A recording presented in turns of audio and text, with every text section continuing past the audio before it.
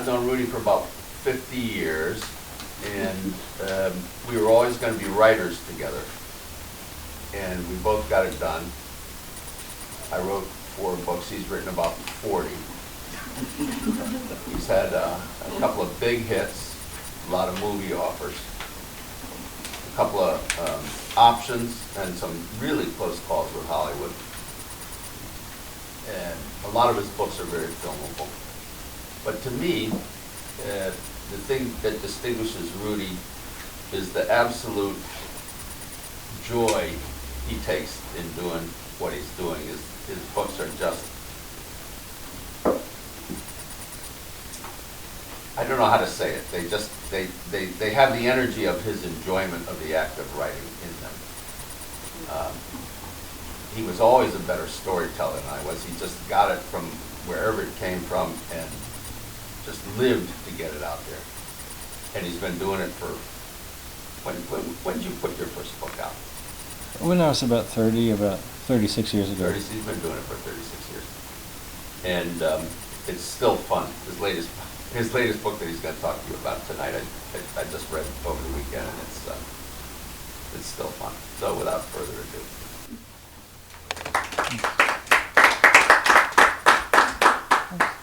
Well, it's nice to be here. I'm glad you could come over to my house. I'm living here for a week, thanks to Henry Perini, and Greg also found out about this opportunity, so it's fun to be in Gloucester. It's really beautiful, the topography and the buildings, the colors, the water. And so today I'm going to talk about Beatnik science fiction. And I'm going to break the talk into 4 pieces, and I won't talk too long. I want to leave some time for questions.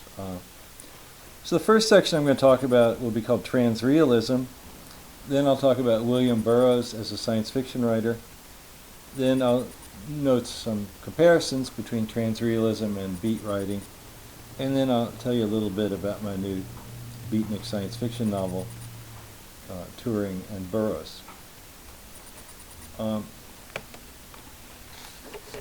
I guess it was as early as when I was about 14 I found out about the Beatnik writers. My brother had a subscription to Evergreen Review, and I used to look through it. Mainly at that age I was looking for erotic things. And then I came across an excerpt from William Burroughs' Naked Lunch. And I was just, it was so different from anything I'd seen as a 14-year-old in Louisville, Kentucky in 1960.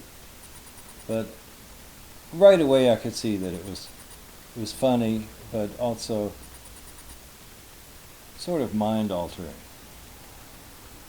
And then I came to like Jack Kerouac's writing very much. And what I noticed about these 2 writers, and then later Allen Ginsberg, was that it was very much a sort of a confessional way of writing. They were writing about their innermost feelings and their lives, and in a fairly uncensored way. And but it was also, they were novels. They seemed more like novels than like memoirs, particularly Burroughs, where he would alter things so much. And then I had this early idea that I would like to be a writer that writes about, my own life in some kind of fantastic way. And Greg and I, we roomed together at Swarthmore College, senior year, and we had a lot in common because we both wanted to be writers, and we both admired William Burroughs, and Robert Sheckley were 2 of the writers that we liked. Sheckley, not everybody may know of him. He's a science fiction writer. And I feel like we were piglets in the same litter, and kind of nursing at the same sow, the Beatnik sow. And, so, actually the year after we got out of college, back in those days we wrote letters a lot to each other. You'd get a piece of paper and a mechanical typewriter, and you'd type a letter and mail it, and then, you know, a week, 10 days later, you'd get a letter back. And that, in a way, for me, that was my apprenticeship, was writing letters to my friends, because I learned the trick of writing like I taught, and writing in a natural way. Sometimes when people first try to write, they immediately put on the dog and start using phrases that they wouldn't ordinarily use. And so that was a good practice for learning to be a writer. And actually at that point I was at graduate school, I was studying mathematics, and Greg was in the Navy. I think he had joined the Navy because he didn't want to get drafted and end up going to Vietnam. That was one of the considerations. And so we actually started trying to write a novel together. We mailed it back and forth to each other. And we sort of had different ideas of what the novel was about. I thought we should call it The Snake People. And it was based on this idea we had. At one point, we were smoking hashish together, and we had this feeling as if invisible alien snakes were darting through the air and flying through our heads. And so with my bent of mind, that was clearly a theme for a novel. And then Greg's parts that he was contributing were mostly about his experiences as being in the Navy at that point, you know, which was sufficiently surreal as well. And then, though we didn't manage to finish the novel, we thought we had more important things to do, though probably that was as important as anything else. And there was a remark Greg made to me early, around this time, or maybe a little bit later. He said, the really cool thing to do would be to write about your own life, but write it as a science fiction novel. And that sort of stuck in my mind. And I thought, well, I really like science fiction. I was not an English major. I didn't like sort of straight fiction. I wanted to write Beatnik literature, but I wanted to be something more, something a little different. And then I had this idea that I could write novels about disaffected, you know, restless people similar to me and my friends, but I would have it be a science fiction novel as well. And at that time, and even now, it's very often the case in science fiction novels, it's a lot of it where the characters are not particularly realistic, or not like actual people. They'll be sort of just robotic and doing what the author wants them to do. And I wanted to have this idea of having quirky, rounded people, like my friends, that wouldn't just act out what I wanted them to do. So I started writing novels in that style, and eventually I came to call that style Transrealism. And I guess the first one like that was a novel called White Light. And it was about a person who's a professor at an upstate New York college, which is what I was at that time. But he leaves his body and travels to infinity, and goes to the afterworld and climbs a mountain transfinitely high. And the way I like to do the transrealism was I like to have the science fictional elements that I use in some way match some aspect of something that actually mattered to me personally. And there were two reasons I was interested in infinity. One was I liked the mystical notion, you know, of getting a direct view of God, somehow getting all the way out there. The late 60s, early 70s. And white light, of course, that's sort of a kind of a drug expression. And then there's also my PhD I'd studied was actually the mathematics of higher levels of infinity. So I had this sort of technical knowledge of the higher levels of infinity. And I thought, I'm going to take this and use this as an objective correlative for my mystical quest for the one, and then I'll put this onto a character who's like an assistant professor at a small college, and he's about to get fired. And then I'll have a novel. And so that actually worked out pretty well. So I wrote a number of novels kind of in that vein, where I would take what was going on in my life at a certain time. And the tools of science fiction, it's sort of the difference between science fiction and fairy tales. It's not all that big. It's like we put on this window dressing of science, but there's really just these sort of archetypes that people like to think about. I mean, telepathy.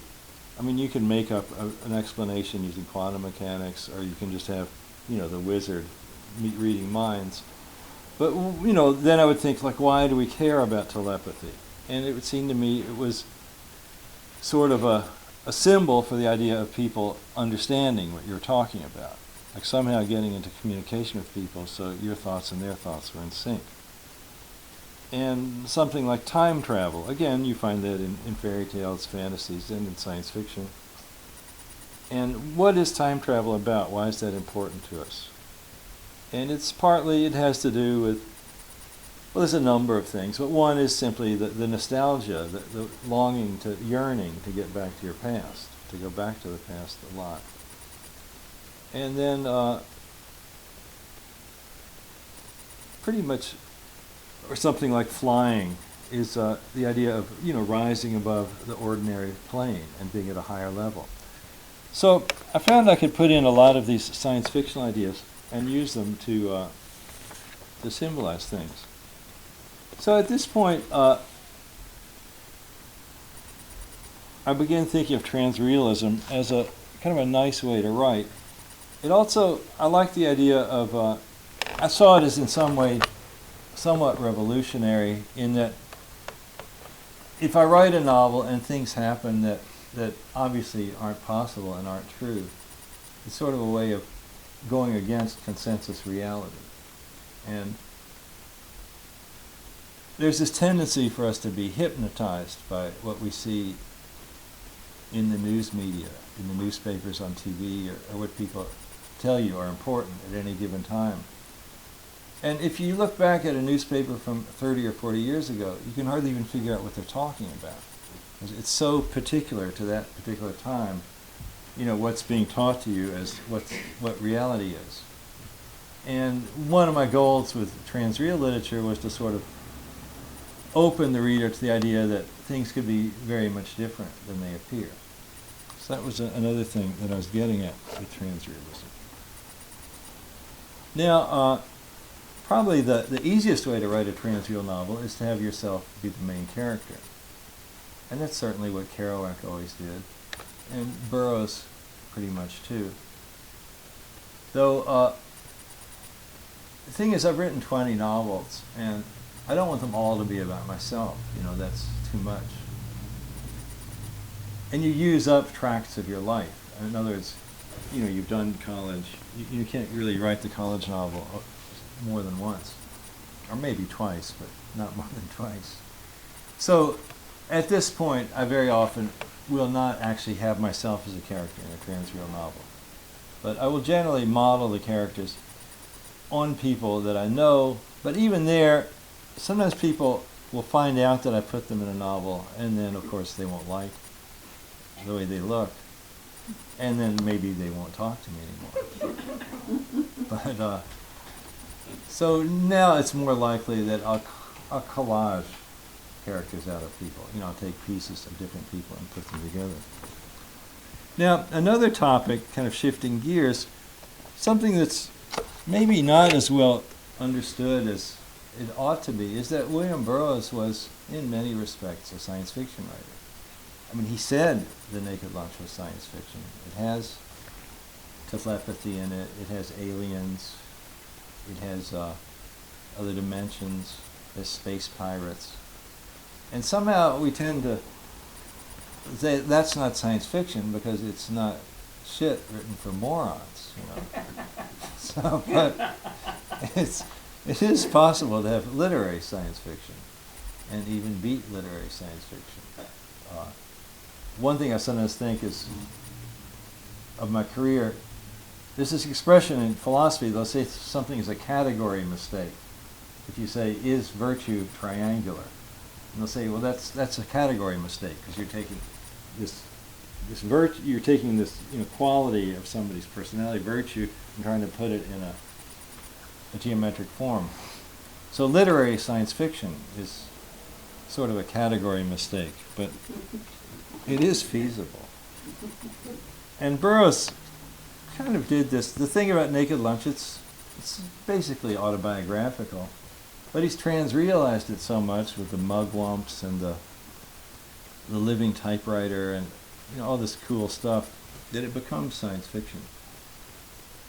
Kerouac also wanted to write science fiction, but he didn't really have the right bent of mind because he was sort of almost a pastoral writer. His nature writing is. I reread On the Road not so long ago. They have the full scroll edition, and his writing about the landscape and the things he sees is just so beautiful. And also the romantic element of the person against the world, the quest. And you have to also say his novels tend not to really have a plot. And Naked Lunch, in a way, doesn't really have a plot, but that's sort of, it's more of a cubist novel. It's sort of just shattered in different scenes. But Kerouac wasn't really able to write any science fiction. But Ginsberg certainly uses science fiction tropes at times. There's an interesting book, probably some of you aren't familiar with it, called Yage Letters. And that was a book. Burroughs went down to South America and he had this idea he could find this vine, which people now call ayahuasca, I think is how they pronounce it, or Yage or Yahe, and an early psychedelic. And so he writes this book. There's I think it's really one of the funniest books there is, Yage Letters. And there was a new edition a couple of years ago, Yage Letters Redux, and has a longer introduction by Oliver Harris and some extra material. And there's he has these great science fictional things. He says, Yage is space-time travel.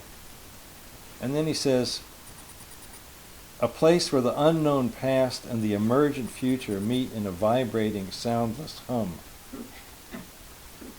And that phrase, he uses that phrase over and over, vibrating, soundless hum. There's a scene where he's in a forest. He says, the trees are tremendous, some of them 200 feet tall. Walking under these trees, I felt a special silence, a vibrating, soundless hum. And another, that's actually a really good description of how you would imagine telepathy would feel.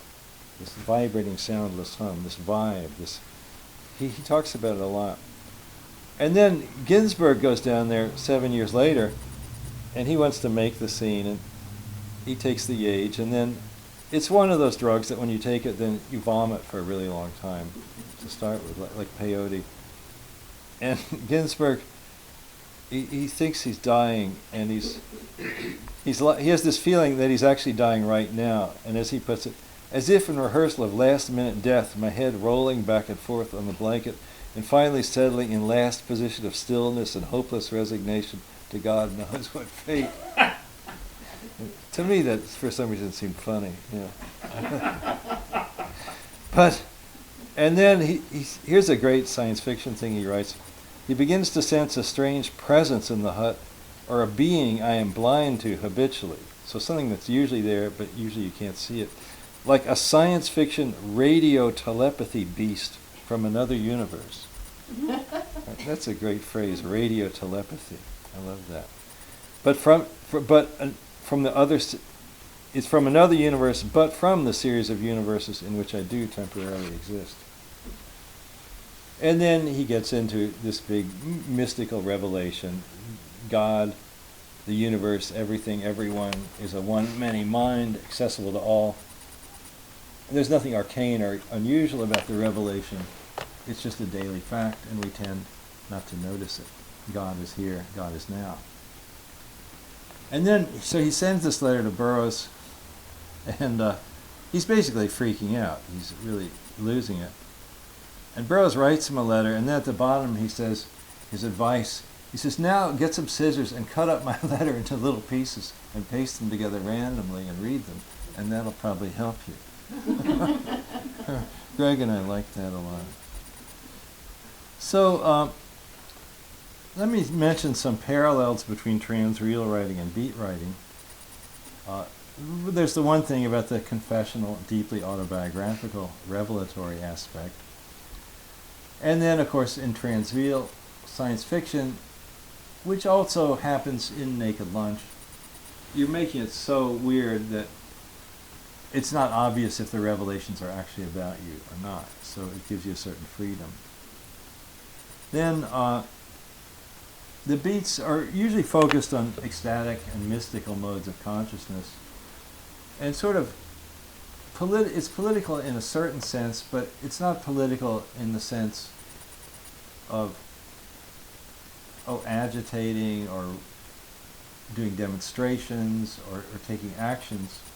It's more cultivating your own garden kind of political aspect, just turning away from the bogus reality that's being fed to us. And in some ways, science fiction is like this too, that it often bears zero relationship to the actual world or anything that's happening. And it's usually the case that science fiction heroes aren't trying to get jobs. Then another stylistic thing in beat, particularly Kerouac was very good at doing this, is making up words, neologisms. And that's like thinky. They'll say there's a deep thinky moment. And yeah, that's a nice word, thinky, but it wasn't a word until Jack used it. And that's something, one of my favorite things in science fiction writing is to make up nice words. Because you don't want clunky, kind of obfuscating words. Like, I like the word teep for telepathy, T-E-P. It's a short word. And like words that people actually use, they're like the pebbles you find by the beach. They're sort of rolled in the surf, they're rounded off, they're easy to pick up. And then I have this universal communication device I sometimes write about. It's sort of like a slug you put on the base of your neck. And I call that an UVY, a U-V-V-Y. And then I had these self-reproducing robots who live on the moon. And so a good name for them was Bopper, I thought. And when you're making up these words, I think about these things quite a bit. I think, what are all the associations that come off this word? You've got the big bopper, but then the bopper, it's an action, they're doing it, they're bopping around. Dreek was a psychedelic my characters were taking at one point. So Dreek, you have the sort of negative, dreary kind of Dreek, but then there's also freak is in there. But they really want to get some Dreek, because then they can merge together, their bodies melt and they become one person. And a word I was just using in the newest novel is scug. And it's, these people find a way of turning themselves into things resembling giant slugs. And this is Alan Turing figures out how to do this, the founder of computation. And so scug is a word I like, because as soon as you put K in a word, that always sort of makes it harsh and bad. Like in science fiction movies, the enemies usually have a name that begins with K, like the Klaatu or the Klingon. If there's a K, you have to look out for them. So and scug is kind of cooler than slug. So, okay. Now, and again, one difference, as I mentioned already, is usually a science fiction novel has a plot. It's because it is a commercial genre, and the reader sort of expects that. It's sometimes hard to read, like one of Kerouac's novels, to really read it straight through. That's normally not the way you're going to go at it. Though you can read on the road straight through, but some of the others, it's more like you'll dip in. It's like a book of poems almost. Just take a sample, then read a little more, take a sample.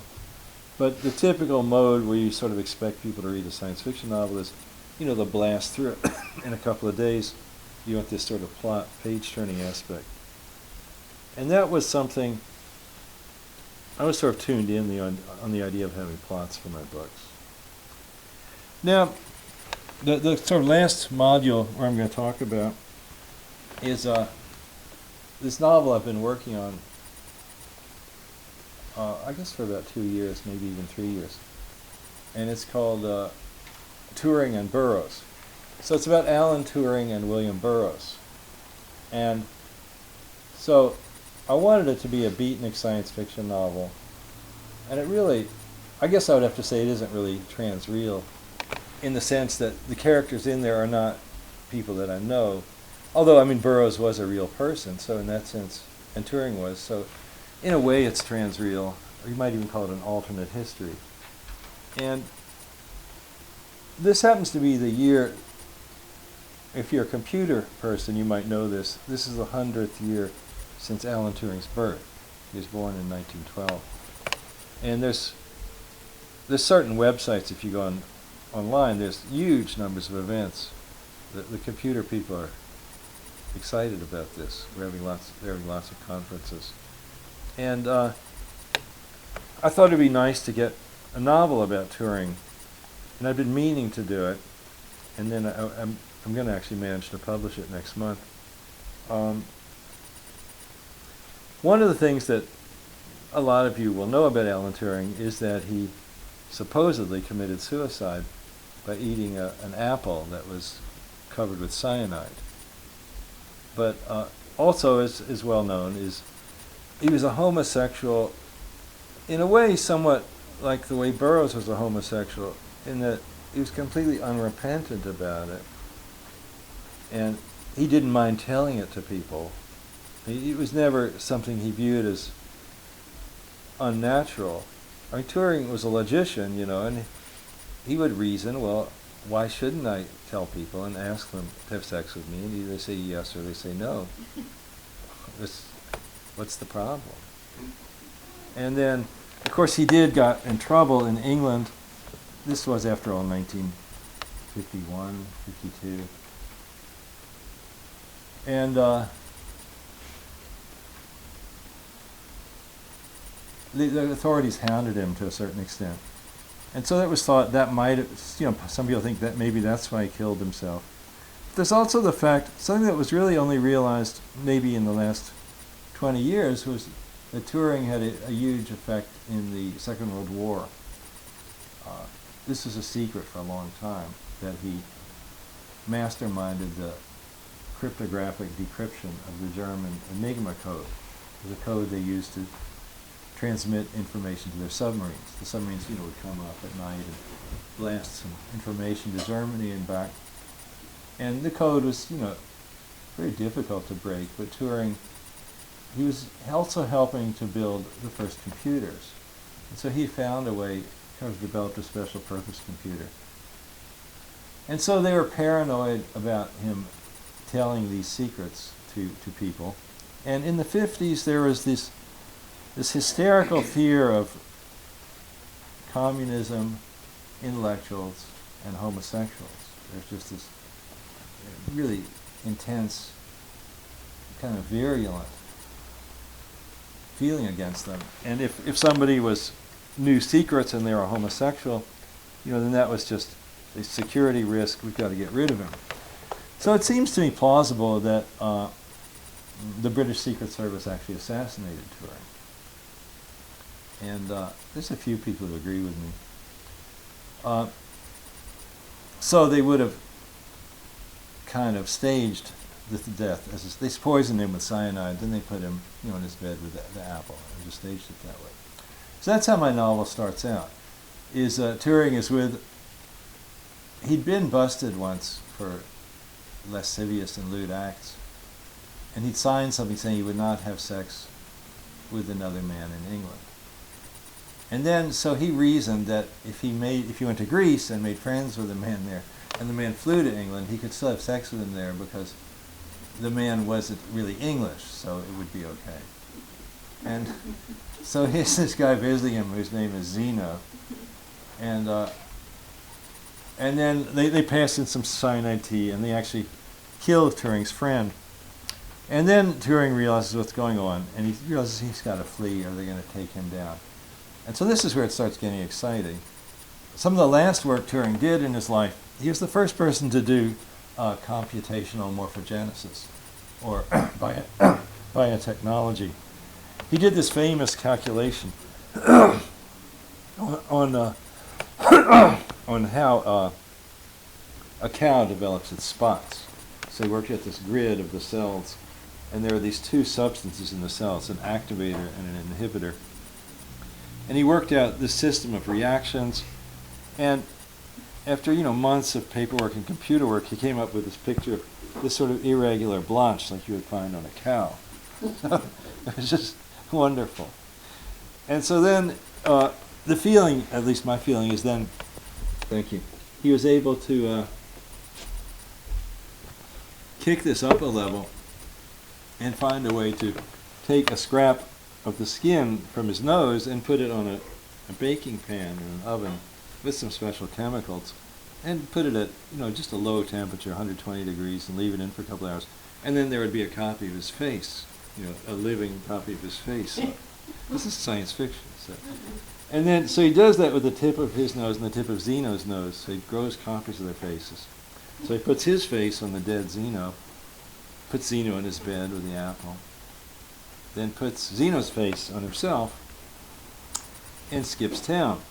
And so where else would he go except to the interzone? He goes to Tangier, where William Burroughs is living, and makes friends with him. So I thought maybe I'll just read you a little bit out of the book now, and then maybe 5 or 10 minutes, and then we'll do some questions or discussion. And I think I actually didn't bring a printed copy, but I've got it here on my computer. So, okay. When Alan Turing, this chapter is called The Scug.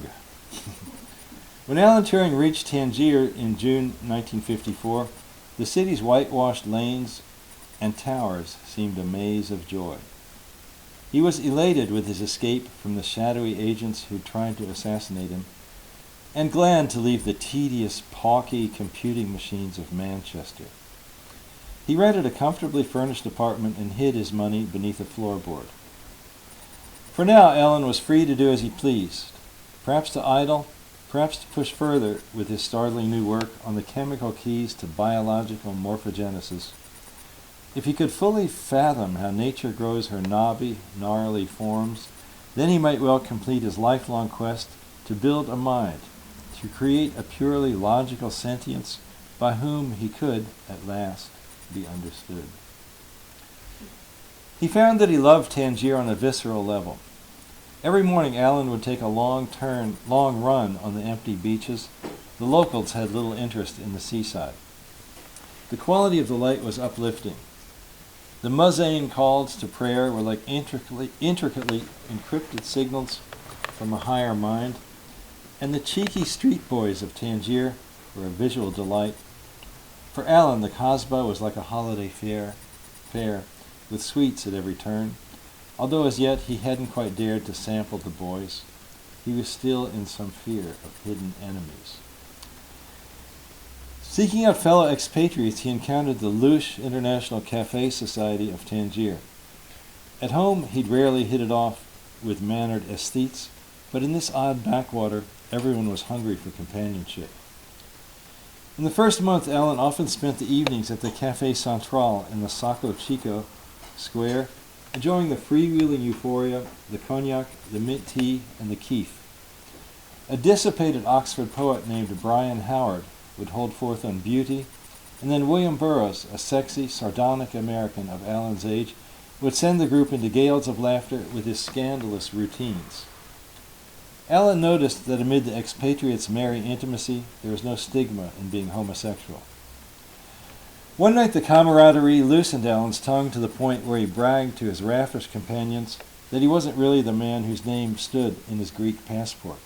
"I'm not Zeno Medikides," Alan announced to the ring of smirking expats, his voice hoarsened by keef. "I only wear his face. In reality, I'm a top-drawer mathematician who cracked the Hun's cryptographic codes. I won the war, don't you know? And now the Queen's mandarins want to rub me out." The next morning, Alan awoke with a start of horror. He must be suicidal to be spilling his secrets to foppish wastrels who'd cut him cold, or they all back in London.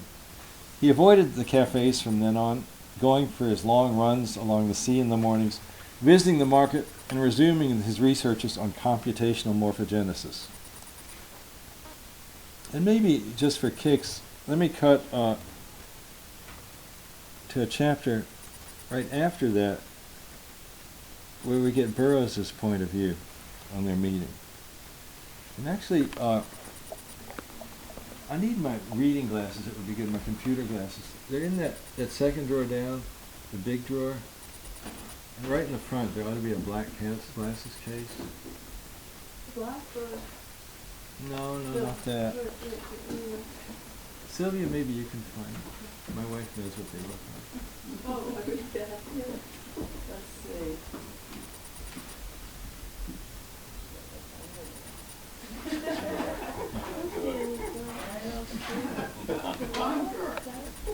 Let's see. Well, I'll. Here they are. Okay. You actually need, a lot of different kinds of glasses. Okay. Thanks. So, these letters, and the ones reprinted in a later chapter, are said to have been written by the author William Burroughs. The letters in this chapter are variously addressed to Allen Ginsberg, Jack Kerouac, and to Burroughs' father Mortimer. The letters date from December 22nd, 1954 to December 25th, 1954. To Allen Ginsberg, Tangiers, December 22nd, 1954. Dear Allen, I've been pounding my keys for a silo full of queer corn story this month, to the point where my typewriter seized up and croaked. So I come at you direct through my quivering quill. Imagine a hack writer fixes with ink, and he enters his personal Xanadu pleasure dream, but then the great publisher edited him out of Eden. I've settled back into Tangier. They got everything I want. Each trip to the homeland drags me more. How did we ever let our cops get so out of hand? If I ever started feeling sorry for my parents, I'd never stop. I'm a disappointment, but having gone thus far, I'd be a fool not to go further. My word hoard is compost to make lovely lilies bloom. Too bad you and me didn't contact personal, but I couldn't make it to California with all them conditions you were laying down. Why are you scared of mind melt? Our buddy microscopic symbiotes do it all the time. Dysenteric amoeba Bill meets sexy in his bristles paramecium Al. They rub pellicles. Ah, the exquisite prickling, my dear. And schlup. My protoplasm is yours, old thing. The two of us conjugated into a snot wad so cozy. I see me in a Mother Billy Hubbard ectoplasmic gown, chanting atom massacres to drape over that harumph Golgi apparatus of yours. Just a routine, says Clem, standing bare-ass on the milking stool, while the gray mare kicks screaming through the barn wall. Sorry, old girl, I meant to use lard, not liniment. The local worthies presented me with the key to the city, a nicely broken-in keef pipe stamped with arabesques. Ululating crowds of Spanish and Arab boys bore my pierced sedan chair through the streets. I am installed in a Casbah Seraglio, $23 per month, a clean plaster suite at Pete the Procurer's with an extra bedroom and a balcony affording microscopic views of the souk. Brilliant clear Mediterranean skies. I'm a Mercophilus arthropod in the African anthill, a parasite symbiote whom the insect trust tolerates on account of my tasty secretions. Eucadol back in stock at the pharmacia, but dollies, M-tubes, and Codenita still in short supply. Brian Howard is like to have burned down the place this summer. I just don't feel right in the morning without I have my medication. Brian's gone home to the Riviera, buying a castle, my dear. You got to dig the Soco Chico when you and Jack come. The little market, the anything-goes interzone of the interzone. Maybe I write a magazine piece about it for the Reader's Digest. You be my agent, and we retain intergalactic telepathy rights. By way of Soco Chico color, I run into a Cambridge type at the Café Central last night. He say he used to be a math professor. I know this character from the summer when he briefly orbited Brian Howard, but yesterday I hardly recognized him, his face all dead and gray. Talks like a full-on Brit boffin, with stutters and pauses like Morse code, and he shrieks key words for emphasis. Burroughs! Pathetically glad to talk to me, and I'm all ears. Lonely Ruth amid the alien corn. He laughs inordinately at all my jokes. After I stand him to a cognac and keef, he rushed me outside to talk. This summer he called himself Xenomedicides, but now he's shedding his character armor and says he's Alan Turing. As we walk, he's darting glances down the side streets in fear of, he says, a large man-eating slug that he's unleashed. And I'm digging the kicks, carrying a pipe and a bottle. Turing says he's learning to program the processes of biological growth. His face, just as a for instance, is a fake, a meat disc that he cultured in a pan 6 months ago, and it's grown onto him like lichen on a boulder. But it's rotting. While he's talking to me, he picks shreds of flesh off his cheeks. Oh. Picking up on my visceral repulsion, the mad prof reassures me that his face rot is akin to cancer and is therefore not a communicable disease. Says he's concocted a cure with the help of an angelic youth named Driss. The cure itself have, however, gone metastatic on him and is the aforementioned slug that roams the Tangier alleys in search of boys. But Turing's confident and manful.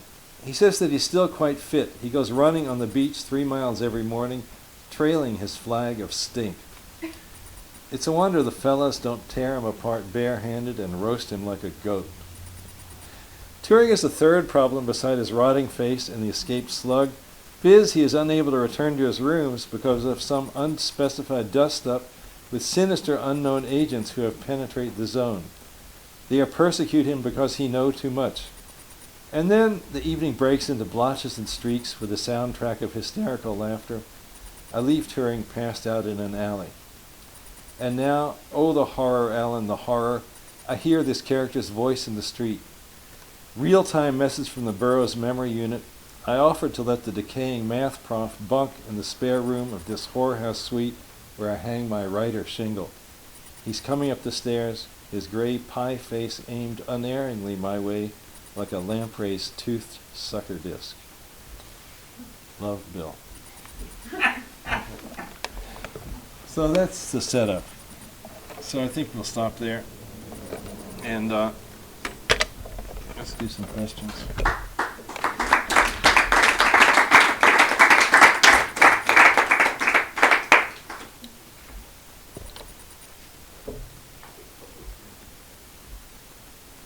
Do you ever cut your stuff up? I have sometimes tried cut up.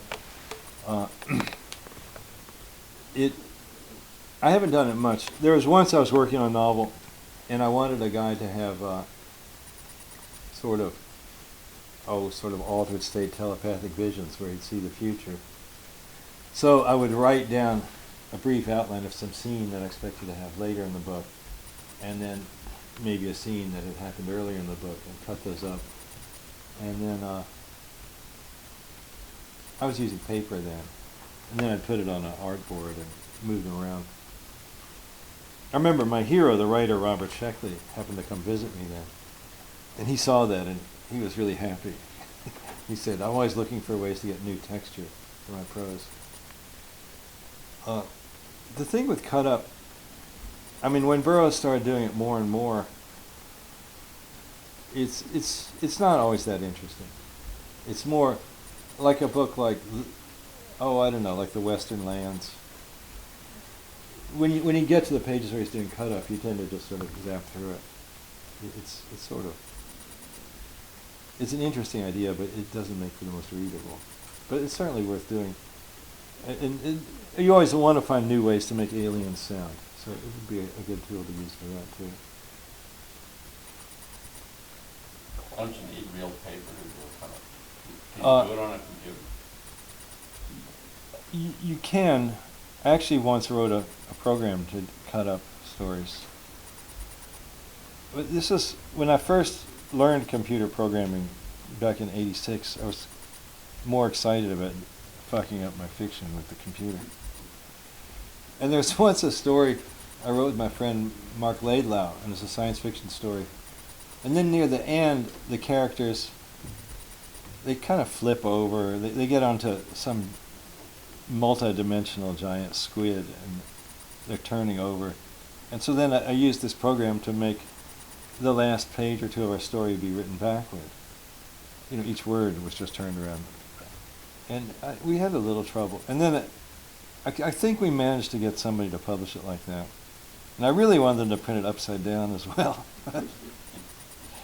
But it does seem like cut up. It seems, I think I would always do it on paper. The physical. Yeah, the physical aspect and playing with it. I mean, you can just drag, but then you tend to get into, it's not as random as it would be if you're cutting and pasting. Yeah? Go back, cutting and pasting. Are you familiar with Markov's sounding words that you just never heard of? Yeah, I'll look into that, yeah. There's an early teletype-inspired novel, I think it's by Willard Bain, called Informed Sources. And it was like a series of screwed up news teletype releases.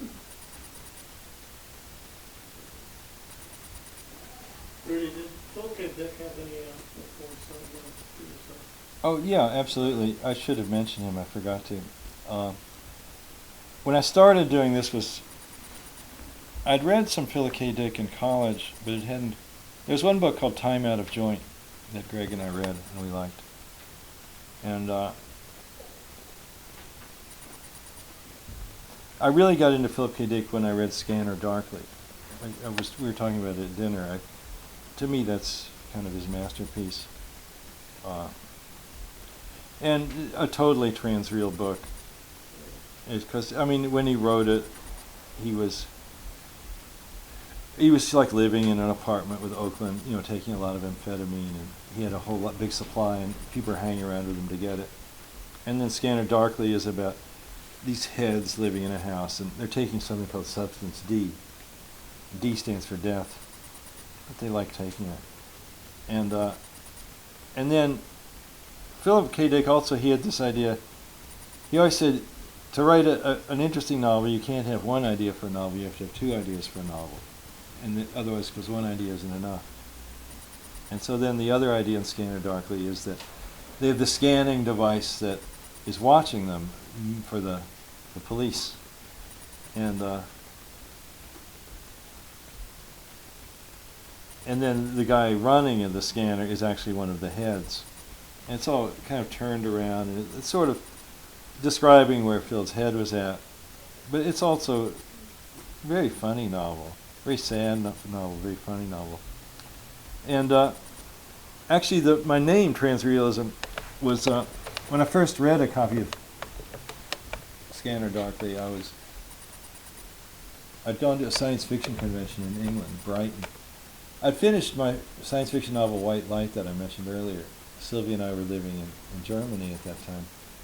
I actually had a grant to do research on the mathematics of transfinite numbers, and I wasn't getting anywhere. And then I said, well, here, they're paying me to be here. I might as well do something useful. So I wrote a science fiction novel about transfinite numbers. And then I took that manuscript to this. I had no idea how to sell a book, so I just went to the science fiction convention in Brighton and hoped to run into a publisher. And then I did run into this guy. He was working for Virgin Books. At the time, Virgin Records was doing a lot of the punk music. I think they did Pill. I don't think they did the Sex Pistols. And they wanted to start a line of books. And then he got off on this book, so that was I sold that book.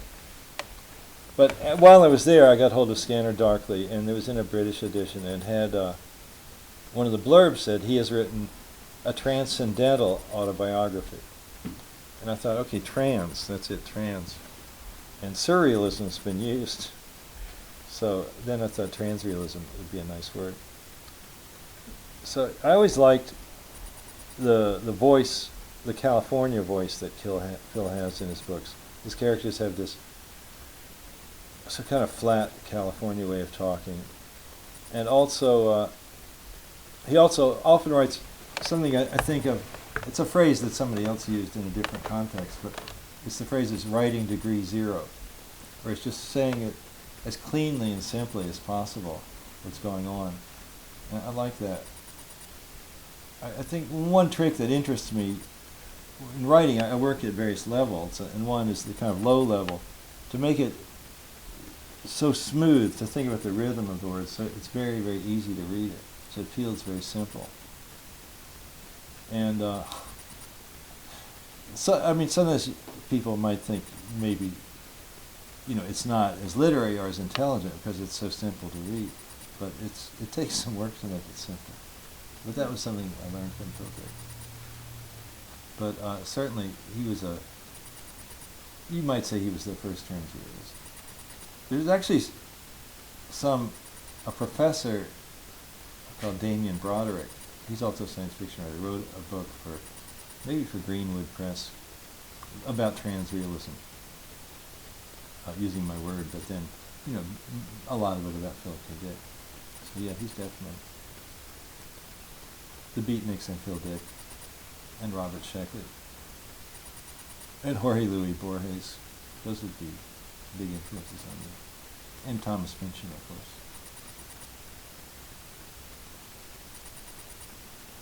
Yeah. A lot of the stuff you talk about in your books, it seems like it's very much borderline between today what we consider fantasy and science fiction. Mm-hmm. Do you think that the definition between those is like even important anymore, or do you feel like? Well, it's a complicated thing. Sometimes science fiction writers get resentful because they feel like the fantasy books are getting more market share. And there's also, if you roll back, 50 years ago, fantasy was a more inclusive notion. And it's sort of, Tolkien, he wrote these wonderful books, and then the concept of what a fantasy is sort of collapsed down to where I think easily 90% of books called fantasy are in some way very similar to Tolkien books. And the very idea of fantasy, where anything is possible, would sort of make you think of a more wide range. I tend to put a science fiction explanation on the things in my books. So that amuses me, or that's a puzzle. You think of the effect that you want first. You want somebody to turn inside out, or you want two people to melt together, or you want somebody to turn into a beam of light. And then, if you know enough about science, you can make up some kind of seemingly vaguely logical scientific explanation. You could equally well make up a fantasy explanation. Would you say in a way that it's almost like a more literary take on the fantastical is using science fiction as opposed to fantasy? Well, I wouldn't say it's necessarily more literary. It's just it's sort of a different way of framing it, I guess. Because I did actually, my last novel published was called Jim and the Flims, and I sort of wanted to be more like a fantasy. I was in hopes of tapping into the fat fantasy market. But then it's just my nature. I couldn't resist making up science fictional quantum mechanical explanations for everything. Even though there's these people flying around and they live in a giant geranium plant. Should have made it a young adult.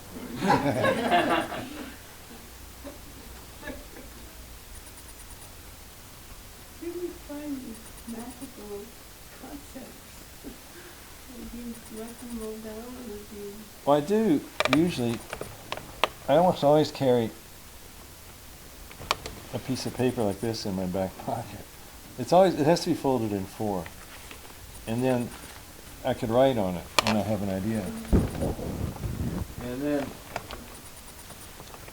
but I don't know exactly how I get ideas. I look at things in my own way. One of the things is what if, something I've been thinking about this week. We were in Maine before this, on Vinyl Haven, And here across the street, I've seen a lot of lobster traps piled up, and they're very interesting the way they're made. There's this net cone that the lobster goes through, and then there's this sort of dangling plastic fingers over the cone that makes it harder for him to get, or her to get out. And then there's do they call it the parlor, where the food is, and the lobster's in there, and eats as much as it wants. And then there's a little slit in the mesh. I don't know if you ever looked at a lobster trap closely, where a smaller lobster can squeeze out there. Yeah, yeah. So a lobster will be going into traps and eating for maybe a year or two before it finally gets big enough. So the time it goes in, it has one more really good free meal, and then it can't get out. So naturally then, I start thinking, well, what if they did this to people, So the aliens are setting up these things are sort of like restaurants, or I'm not exactly sure what would be the attractive. I mean, food or sex or drugs or really good video games. But you'd go in there, and the door would be such that you couldn't get back out the door. You'd drop off a platform onto a trampoline. Wee, this is fun. And then, wait, I can never get back out there. Oh well, you go and you eat and you have sex and you take drugs and you play video games. And then there's this little hole in the wall where you can worm out. And then, boy, that was fun. I'm going to come back here. So you go there every Friday night. And then the day comes when you can't get out. And then, once a week, the tractor beam pulls this thing up to the saucer that's hovering over the city, and they take out the big ones that they caught. And do they just eat them? Well, that would be too crude. So probably they do something weirder. They somehow extract the soul. They get the very wink out of a person. Like they somehow get your squeal and do something with it. The guys catching you might not be the ones that are eating you. They're selling you to people that want. So I'm trying to start a novel now, and even though this idea has nothing at all to do with the novel, maybe I can put it in there. Because you need two ideas for a novel.